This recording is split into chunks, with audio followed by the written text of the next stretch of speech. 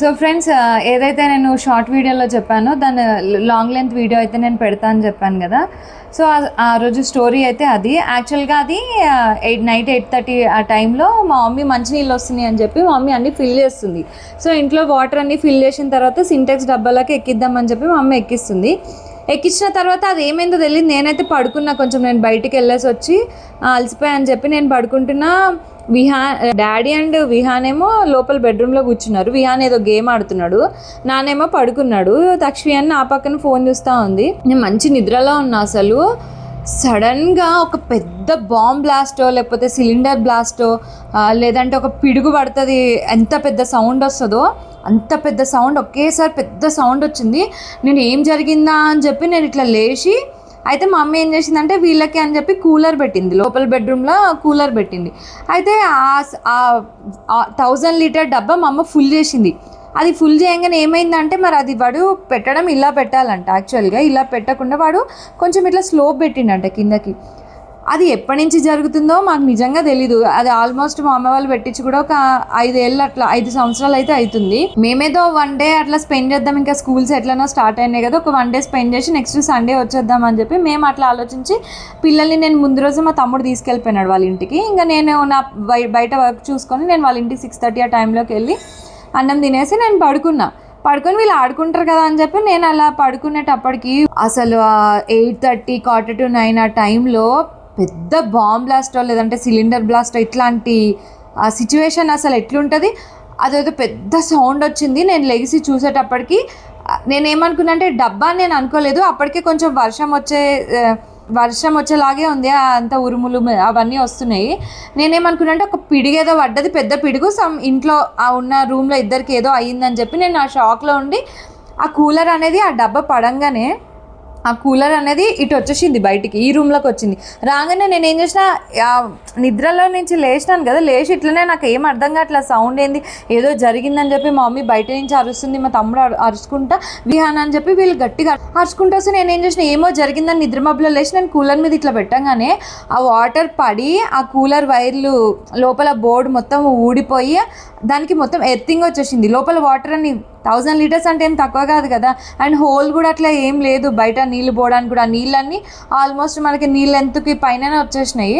మేము ఇలా చూసేలోపు అందరూ వచ్చేలోపే మాకు ఎర్తింగ్ అనేది వచ్చింది. నాకు ఎర్తింగ్ వచ్చింది. మా తమ్ముడు లోపలికి విహాన్ ఏమైపోయినాడు, ఎందుకంటే ఎగ్జాక్ట్ ఆ డబ్బా మా తమ్ముడు 2 మినిట్స్ ముందు చూసినాడంట విహాన్ని. అది ఎగ్జాక్ట్ ఆ డబ్బా ఏ ప్లేస్లో అయితే పడిందో ఆ ప్లేస్లో విహాన్ ఉండే. మా తమ్ముడు ఏమనుకున్నాడంటే విహాన్ మీద పడ్డది, ఆ డబ్బా పడ్డది, ఏదో సంథింగ్ ఏదో జరిగిపోయింది అని అనుకొని వాళ్ళు అరుస్తున్నారు. ఎందుకంటే వీళ్ళు వెళ్ళడానికి కూడా లోపల లేదు, ఎందుకంటే బండ పడ్డది. తర్వాత సీలింగ్ ఏదైతే ఫాల్ సీలింగ్ చేయించినారు వాళ్ళు, యాక్చువల్గా రేకుల కింద ఫాల్ సీలింగ్ అనేది చేయించినారు. సో ఆ ఫాల్ సీలింగ్ అనేది సగానికి పడిపోయింది. ఆ ఫాల్ సీలింగ్ కింద విహాన్ ఉండిపోయినాడు. ఇంకా తర్వాత మా డాడీ వచ్చి మంచం మీద పడుకున్నాడు. అసలు ఏం జరిగిందో తెలియదు. అందరూ బయట నుంచి వచ్చి రాగానే ఫస్ట్ నేను చెప్పిన షాక్ వస్తుందని చెప్పగానే వేరే ఒక అన్న వచ్చి వెంటనే మీటర్లో నుంచి వైర్లు అనేది పీకేసిన తర్వాత ఇంకా నెక్స్ట్ నాకు విహాన్ అని అరుస్తుంది, ఏదో అయ్యింది. అసలు 1000 లీటర్స్ డబ్బా ఒక మనిషి మీద, ఆల్మోస్ట్ మన రేకులు కూడా మా అమ్మ వాళ్ళు అంతకుముందు కిందికి ఉండే హైట్ లేపించినారు. సో నేను అనుకున్నా ఆ ప్లేస్లో ఎవరున్నా స్పాట్ డెడ్ అండి. అది పెద్దోళ్ళు కానీ చిన్నోళ్ళు కానీ స్పాట్ అయితే అయిపోతారు. ఇంకా మనం నెక్స్ట్ ఇంకా బాగున్నారు బతుకున్నారు అనే ఆలోచన అయితే నెక్స్ట్ ఎవరికి రాదు. ఇంకా నెక్స్ట్ ఇంకేమైంది, మా తమ్ముడు ఇంకా ఫాల్ సీలింగ్స్ అందులో నుంచి వెళ్ళి చూసేటప్పటికి విహాన్ అనేది ఇట్లా ఒక గోడ దగ్గర ఇట్లా నక్కి చూస్తున్నాడంట అని చెప్పి నడునానా అని చెప్పి ఇట్లా బయటికి ఇట్లా లాక్కొచ్చే లోపే చూస్తే కాలుకి మొత్తం ఇట్లా రేకులు గుచ్చుకపోయినాయా లేదంటే ఆ సింటెక్స్ డబ్బా మొత్తం ఇట్లా బ్లాస్ట్ అయిపోయి ఇట్లా ఎక్కడికక్కడ పడిపోతే అవి గుచ్చుకపోయినాయి తెలియదు వాడికి. ఇక్కడ యాంకిల్ లెంత్ మీరు చూడండి ఒకసారి చూపించు, ఇట్లా యాంకిల్ లెంత్కి మొత్తం ఇట్లా గుచ్చుకపోయినాయి అన్నట్టు. గుచ్చుకపోగానే ఇంకా నెక్స్ట్ మా డాడీ గురించి అసలు ఎవరు ఆలోచించలేదు, విహాన్ ఏమైపోయినాడో అని చెప్పి వాడిని బయటికి తీసుకొచ్చేలోపు వాడు ఫుల్ నీళ్ళన్నీ మీద పడిపోయి ఏడుస్తున్నాడు.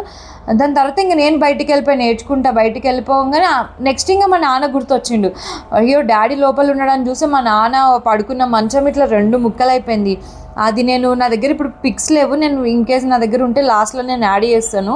అండ్ ఏదైతే మేము అది జరిగిందో ఆ సిచ్యువేషన్ అది కూడా నేను పిక్ అనేది మధ్యలో ఎక్కడో దగ్గర పోస్ట్ చేస్తాను చూడండి. అసలు దారుణం అంటే దారుణం. మేమైతే షాక్లో ఉండిపోయినా. నాకు ఒక 1 అవర్ దాకా కూడా అసలు ఏమైపోయిందా ఏమో జరిగింది అనే సిచ్యువేషన్లో నుండే. తర్వాత అందరూ చూసినారు. అదృష్టమే, ఇంకా వీడికి భూమి మీద నూకలు ఉన్నాయి, ఏం కాలే, చిన్న దెబ్బలతో బయటపడ్డాడు అని చెప్పి నన్ను నెక్స్ట్ హాస్పిటల్కి తీసుకుపోయాను.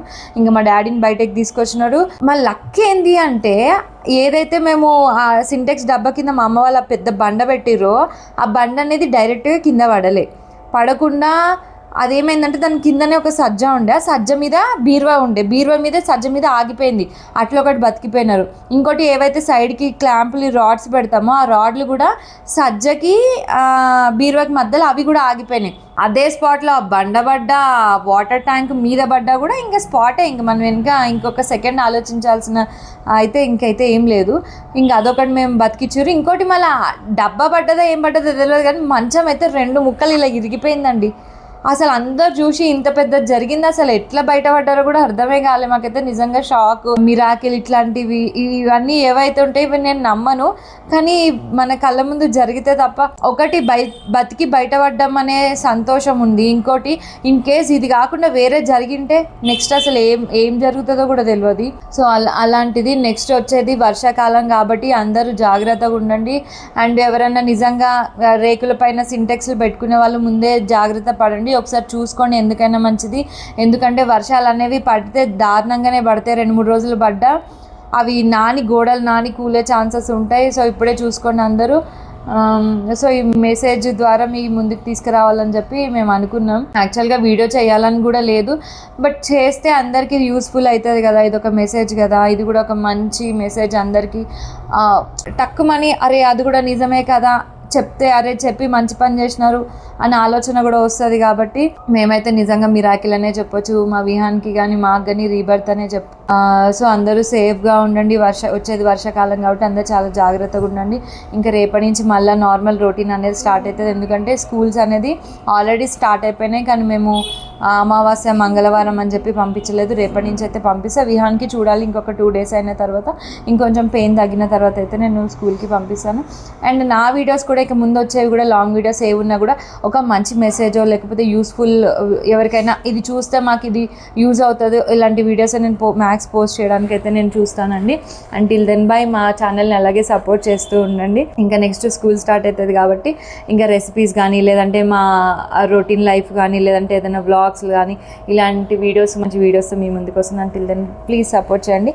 ఇన్ కేస్ ఏదైతే ఆ సిచ్యువేషన్ జరిగిందో ఆ వీడియోస్ నా దగ్గర ఒక ఫ్యూ వీడియోస్ ఉన్నాయి, అవి నేను మధ్యలో యాడ్ చేశాను, ఒకసారి చూడండి. అందరూ జాగ్రత్తగా ఉండండి. Until then bye.